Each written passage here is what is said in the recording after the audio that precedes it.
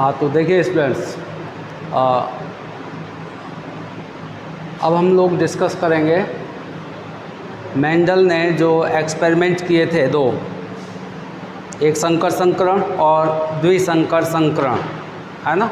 इन प्रयोगों के आधार पर उसने 3 नियमों का प्रतिपादन किया है। 3 laws proposed by Mendel on the basis of these experiments, monohybrid and dihybrid cross.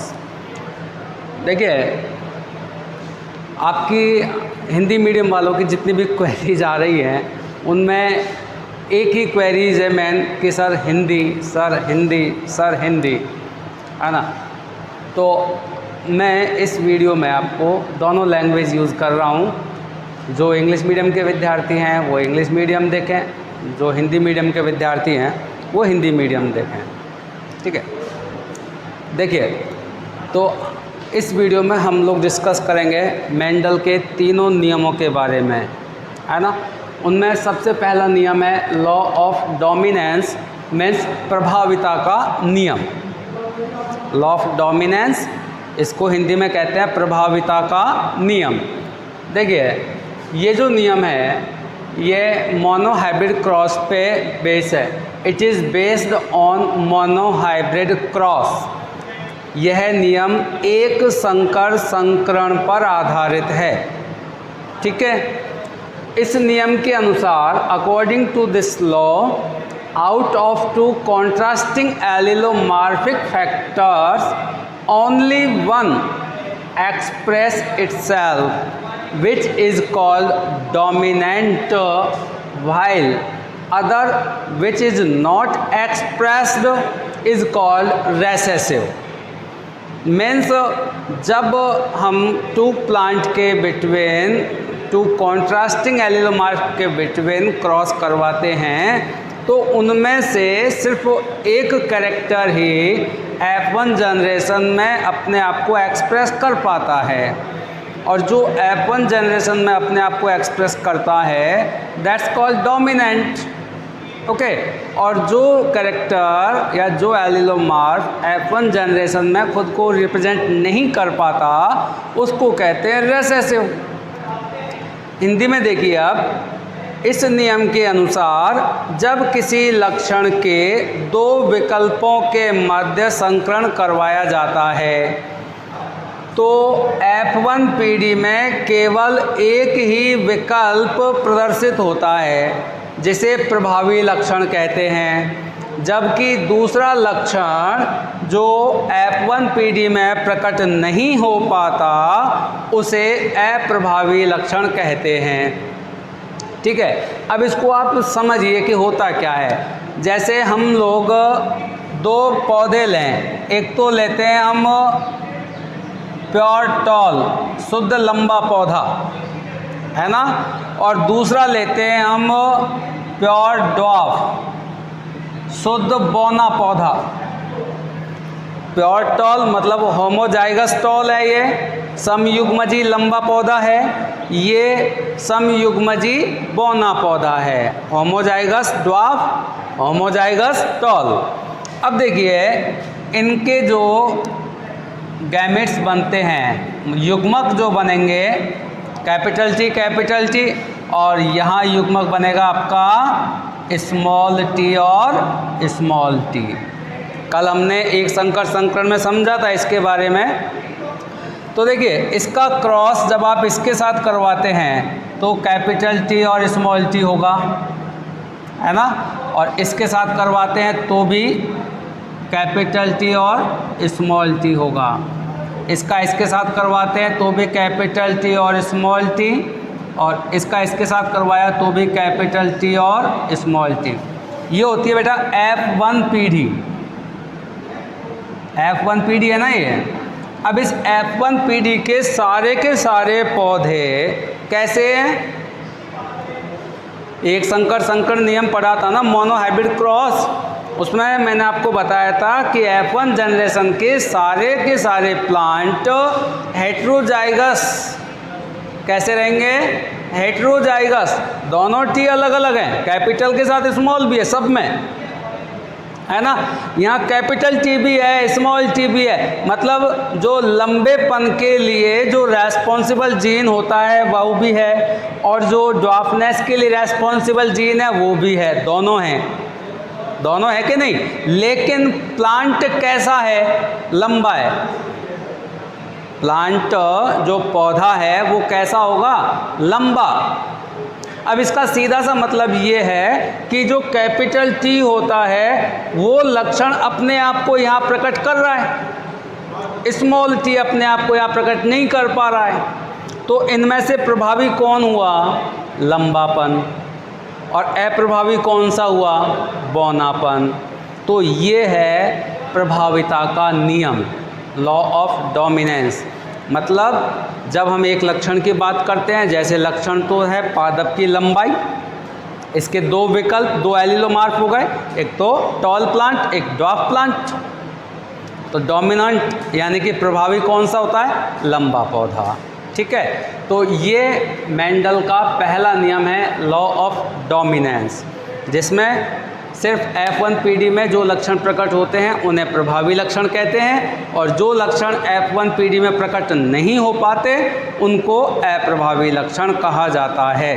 या फिर ये कह सकते हैं कि केवल प्रभावी लक्षण ही F1PD में प्रकट होते हैं, अप्रभावी लक्षण F1PD में प्रकट नहीं होते हैं।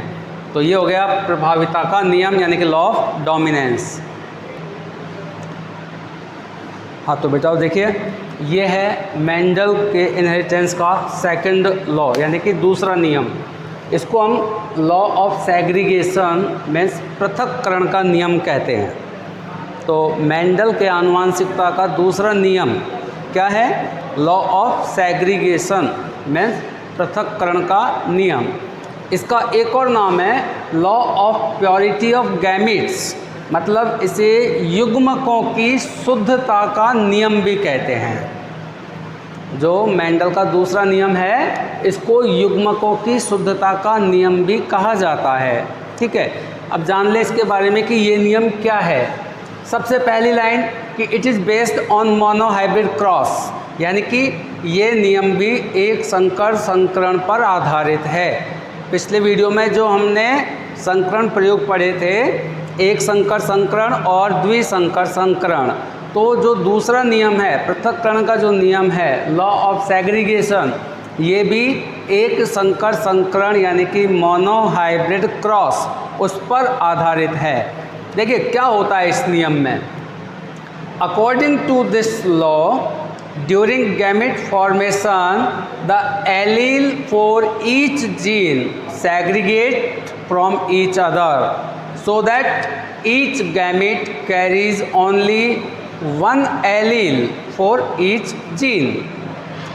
मीन्स जब F1 जनरेशन के बाद गैमेट फॉर्म होते हैं तो गैमेट बनते समय युग्म यानी पेयर के दोनों जीन एक दूसरे से सेग्रीगेट हो जाते हैं, सेपरेट हो जाते हैं और F2 जनरेशन में जाते हैं, ठीक है। तो यहाँ पे क्या होगा कि जो एक गैमेट जो रहेगा, वन गैमेट जो रहेगा उसमें पर्टिकुलर वन जीन रहता है, सो दैट्स वाई वो उस कैरेक्टर के लिए प्योर रहेगा, है ना। इसलिए इसको हम law of purity of gametes भी कहते हैं, यानी कि युग्मकों की शुद्धता का नियम भी कहते हैं। इस नियम के अनुसार F1 पीढ़ी में युग्मक बनने के दौरान युग्म के दोनों जीन एक दूसरे से पृथक हो जाते हैं तथा अलग अलग युग्मकों में चले जाते हैं। इसको कहते हैं पृथक्करण का नियम। देखिए इधर आप इसको थोड़ा समझ लें। जैसे पिछले वीडियो मैंने आपको एक संकर संकरण में बताया था कि ये है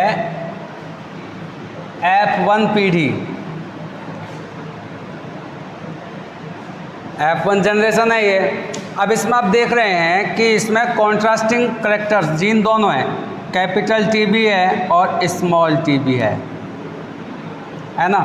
अब ये जो जीन हैं ये कितने ही समय तक एक दूसरे के साथ रहें,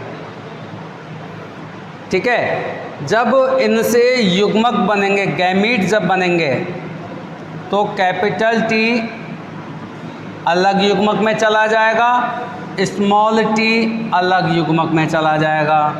यानी कि F1 जनरेशन जो है उससे गैमीट फॉर्म हो रहे हैं, तो पेयर के दोनों जो जीन हैं वो एक दूसरे से सेपरेट हो जाते हैं, अलग हो जाते हैं। इसी को हम कहते हैं लॉ ऑफ सेग्रीगेशन, यानी कि पृथक्करण का नियम।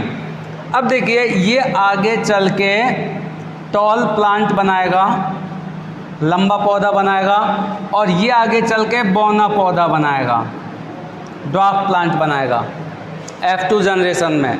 ठीक है, आपने देखा था ना कल एक संकर संकरण में कि लंबा पौधा और बौना पौधा में जब क्रॉस करवाया था तो F1 पीढ़ी के तो सारे पौधे लंबे प्राप्त हुए थे, और जब F1 पीढ़ी के पौधों में हमने क्रॉस करवाया तो F2 पीढ़ी में हमें एक बौना पौधा भी प्राप्त हुआ था।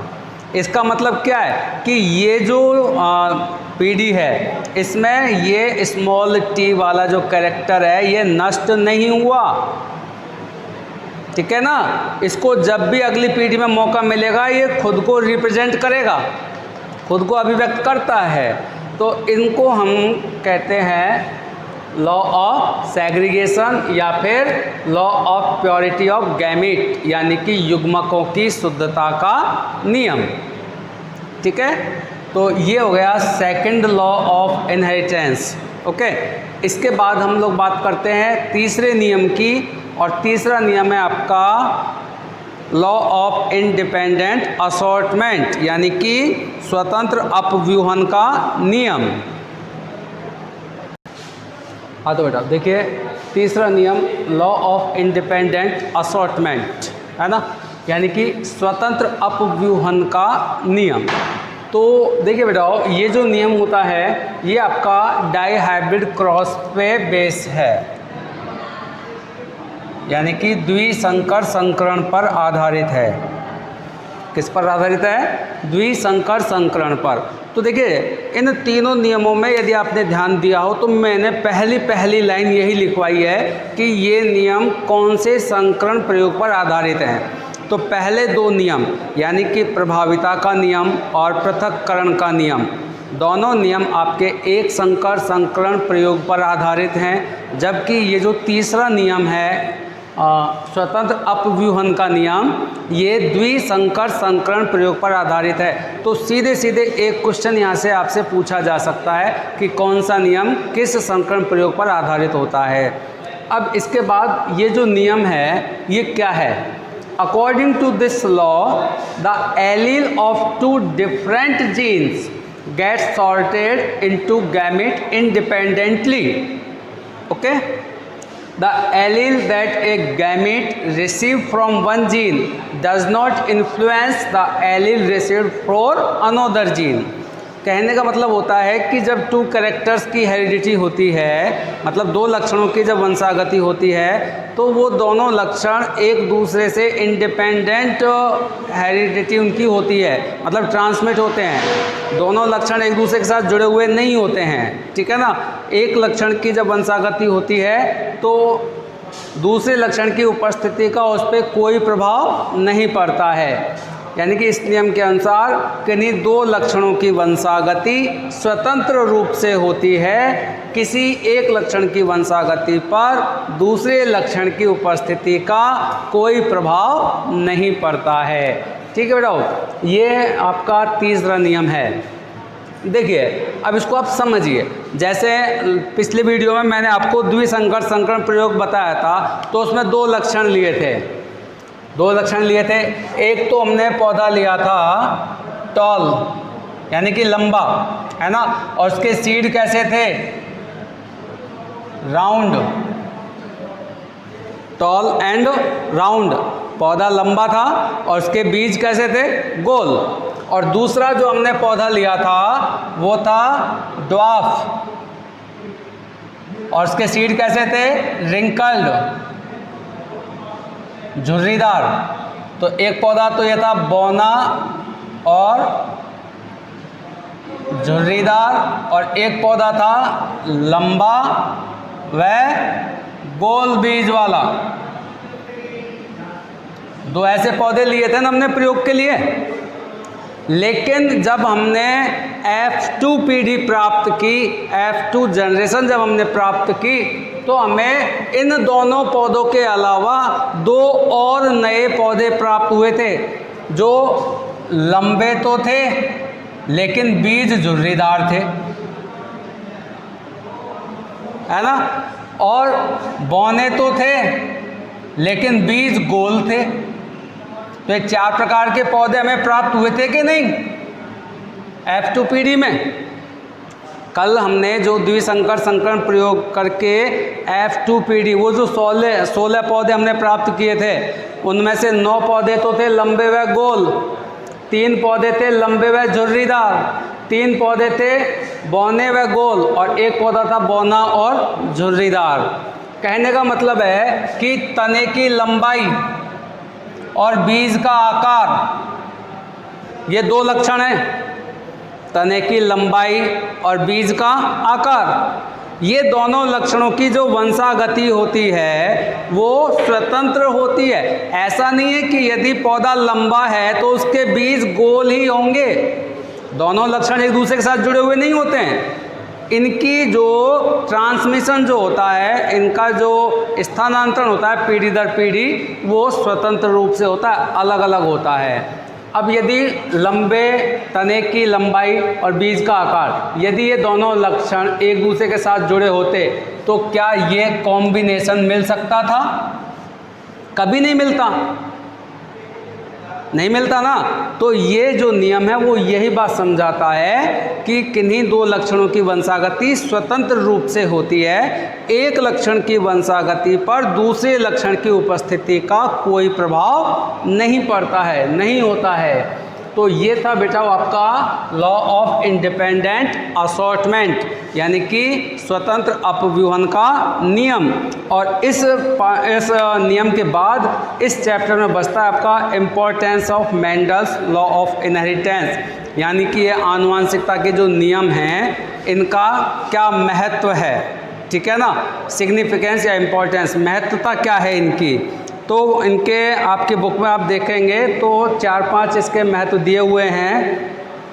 उनमें से एक तो है, it is extremely important that dominant character are found in living organism because various harmful and lethal genes being recessive can not express themselves in the presence of dominant gene. मतलब क्या होता है कि 2 जीन, जिनसे कई gene ऐसे होते हैं जो घातक बीमारी उत्पन्न करते हैं, चाहे प्लांट्स की बात हो या मनुष्य की बात हो, तो उनमें से कुछ जीन जो कि अप्रभावी होते हैं, है ना, उनकी पहचान करके उनको हटाया जा सकता है ताकि उन घातक बीमारियों से हम लोग बचे रहें या हमारे पेड़ पौधे उन घातक रोगों से बचे रह सकें। तो एक तो इसका महत्व हो गया ये। दूसरा है जीन कॉन्सेप्ट, है ना, जो कि मेंडल के जो लॉ है सेग्रीगेशन से, उससे हम उसको एक्सप्लेन कर सकते हैं, उसको सत्यापित कर सकते हैं। जीन संकल्पना, ठीक है ना, जो जीन थ्योरी है इसके बारे में आप हायर क्लासेज में पढ़ोगे कि जीन कॉन्सेप्ट क्या होता है। तो उस जीन कॉन्सेप्ट को आप मेंडल का जो दूसरा नियम है लॉ ऑफ सेग्रीगेशन, यानी कि पृथक्करण का नियम, उससे आप इसको सत्यापित कर सकते हैं या समझा सकते हैं। तीसरा जो इसका इम्पोर्टेंस है, ये according to the law of segregation 1 gene has 2 allele and it control 2 contrasting traits. मतलब कोई भी एक जीन, मैंने आपको पहले बता दिया था, युग्म में होता है ना, जोड़े में होता है, और ये जोड़े के दोनों जीन 2 अलग अलग लक्षणों को नियंत्रित करते हैं। इसके अलावा जो मेन इम्पोर्टेंट जो इसका इम्पोर्टेंस है, ये है the branch of science which deal with development of human being is eugenics, ठीक है ना, and it is based on the Mendel's law of inheritance. मतलब मानव के जीवन के सुधार से संबंधित जो विज्ञान है, जिसको सुजननिकी क्या कहते हैं, सुजननिकी, वो मेंडल के इन्हीं आनुवांशिकता के नियमों पर आधारित है कि हम चाहें कि मनुष्य में या हमारी संतान में कुछ ऐसे ऐसे गुण आ जाएं जिन्हें हम उसमें चाहते हैं, तो वो केवल मेंडल के इन्हीं आनुवांशिकता के नियमों पर आधारित होती है। ठीक है बेटा, तो ये इम्पोर्टेंस हैं, महत्व हैं, और इस तरह से इस वीडियो के साथ आपका ये जो चैप्टर है, 3rd चैप्टर, ये कंप्लीट हो गया। ओके बेटा, नेक्स्ट वीडियो में हम लोग नेक्स्ट चैप्टर यानी कि चैप्टर नंबर 4 वो स्टार्ट करेंगे। चैप्टर नंबर 4 आपका आएगा इम्यूनिटी एंड ब्लड ग्रुप, यानी प्रतिरक्षा और रक्त समूह, उसके बारे में चर्चा करेंगे। Thank you.